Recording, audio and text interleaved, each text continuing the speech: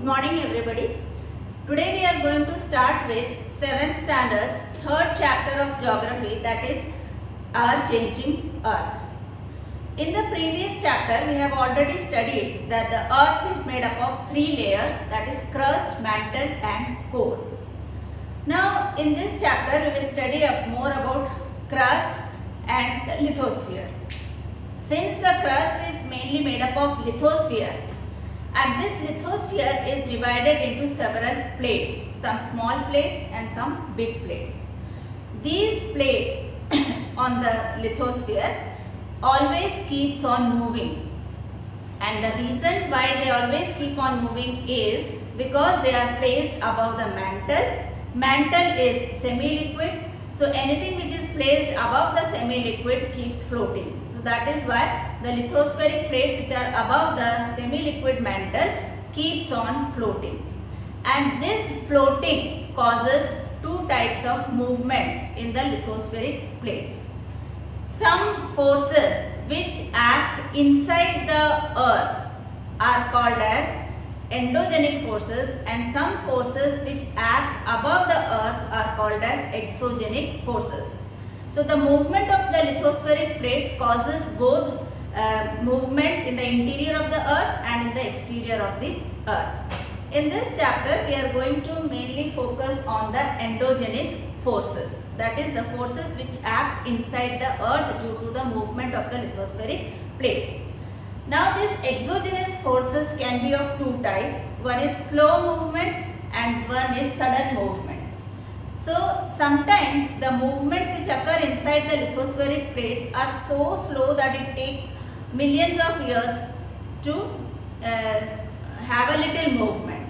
So these slow movements we will not study in this chapter. In this chapter we are going to study about the sudden movements. Now the sudden movements which occur inside the earth are specially of two types, that is, one is earthquake and one is volcano.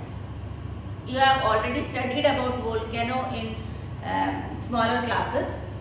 So this is the picture of volcano. Volcano always starts from the mantle, and mantle is semi-liquid.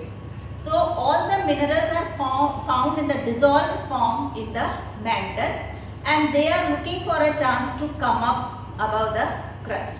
So as soon as they get some crack on the earth's crust, these molten magma tries to come out.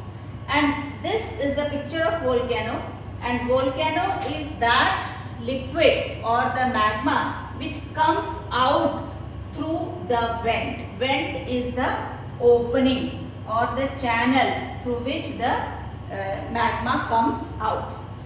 Now the lowest layer is the mantle, which is shown in red color. This above the mantle is crust, and the crust, if there is a hole in the crust or a gap in the crust, the magma comes out. This is the magma chamber, that means the magma is full here, and as soon as it gets a chance here, it comes out. And sometimes it is deposited inside the mantle itself, below the crust itself, and sometimes it comes out of the crust. So whatever comes out of the crust is deposited on the earth, and it is called as lava, and this lava later on solidifies and becomes rock. So lava comes out of the magma chamber, and the opening of the volcano is called as crater. Through this opening or crater, ashes and gas come out. You might have seen in TV programs about the volcano, eruption of volcano.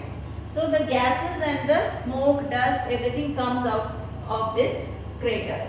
So this volcano is mostly destructive also, because it creates hot atmosphere nearby, and sometimes it disrupts the movement of the aeroplanes also, because the ash and the dust goes upwards.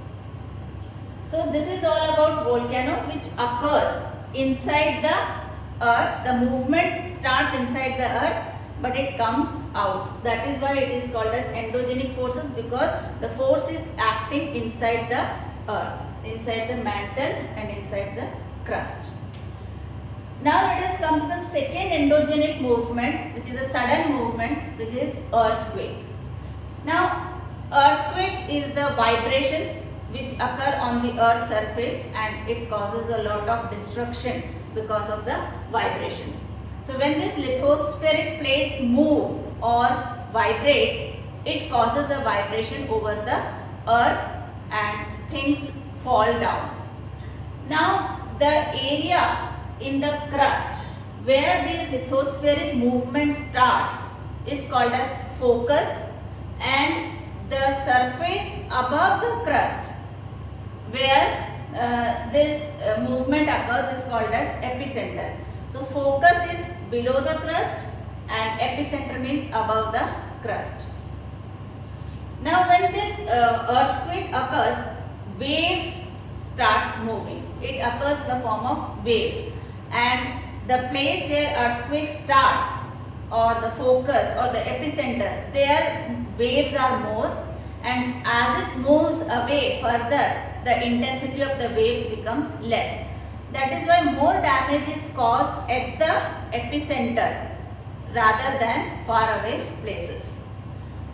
Now earthquake is something which cannot be predicted. It is totally natural phenomena which cannot be predicted. But the effect of earthquake or the damage caused by earthquake can be minimized if proper measures are taken.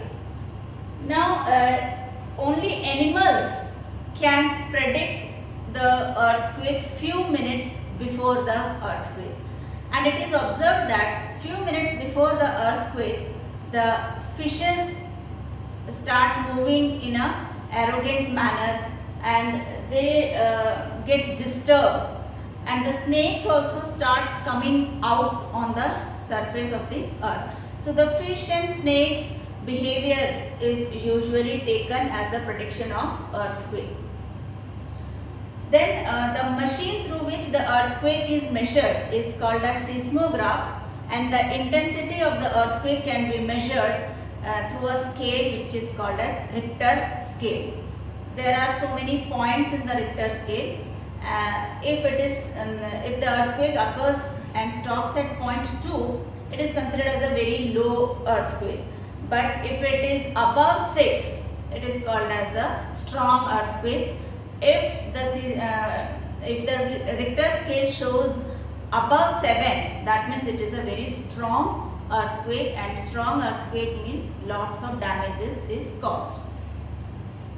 In 2001, a strong earthquake or major earthquake occurred in Bhuj in Gujarat. So that earthquake was a major earthquake in which many people lost their lives, many buildings were destructed, the water pipelines were also destroyed, power supply was damaged, and phone lines were also damaged, and even earthquake can cause fire also. So these type of destructions occur during earthquake, and this earthquake is one of the endogenic forces which occurs because of the movement of the tectonic plates or the lithospheric plates. Usually when the lithospheric plates come together and meet each other, a vibration is caused which causes the earthquake. So there are two types of forces, endogenic and exogenic. Exogenic we will study later on. In endogenic also sudden, the earthquake and volcano which we have studied, both are sudden exogenic movements. Slow exogenic movements we will study later.